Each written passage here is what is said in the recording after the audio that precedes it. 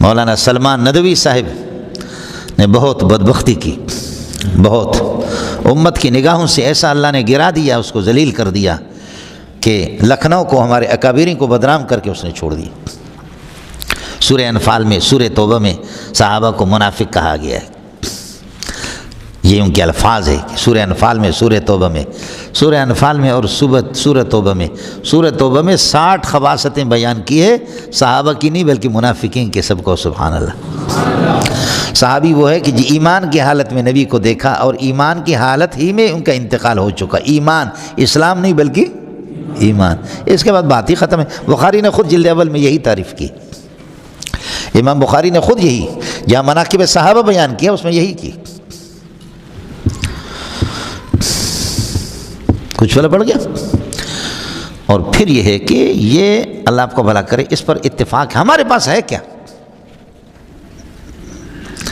نہ جبریل میرے گھر میں آیا، نہ کسی اللہ آپ کو دشمنان صحابہ میں سے کسی کے گھر پہ آیا، نہ میں نے محمد کو دیکھا صلی اللہ علیہ وسلم کو، نہ قرآن ان سے حاصل کیا۔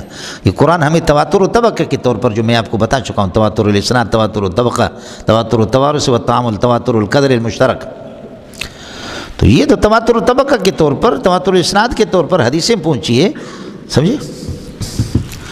جس طریقے پر دشمنان صحابہ پر رد ہے، اس طرح دشمنان حدیث پر بھی، جو پرویزی جو اپنے آپ کو کہتے ہیں۔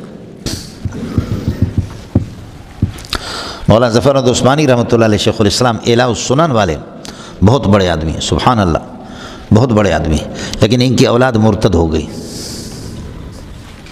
فقہ القرآن جس نے لکھی ہے، اس کے بیٹے نے 8 جلدوں میں، آج کل شاید وہ چھپتی نہیں ہے، اس پر پابندی ہے، تو یہ لوگ منکرین حدیث تھے، منکرین حدیث، اور کہتے ہیں حدیثیں بعد میں آ گئی ہے، اس صحابہ پر اعتماد نہیں ہے۔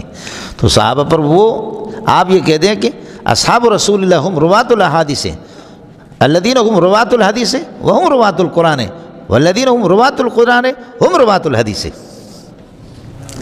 جو روات القرآن ہے، قرآن کا راوی وہی صحابہ ہے، ادھر معتبر ہے، اور اللہ آپ کا بھلا کریے کہ ادھر صحابہ معتبر نہیں۔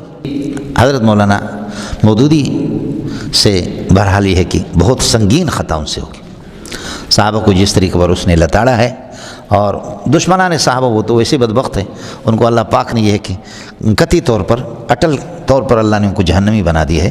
یہ آیت معیار صحابہ پر۔ وَإِذَا قِيلَ لَهُمْ آمِنُوا كَمَا آمَنَ النَّاسُ قَالُوا أَنُؤْمِنُ، کیا ہم ایمان لائے ایماناً کا ایمان السفہاء، بے وقوفوں کی طرف۔ صفی ایک تو معنی الجاہل، سمجھے، اور دوسرا ضعیف الرائے، جو تھوڑے عقل والے، عقل بھی نہ رکھے۔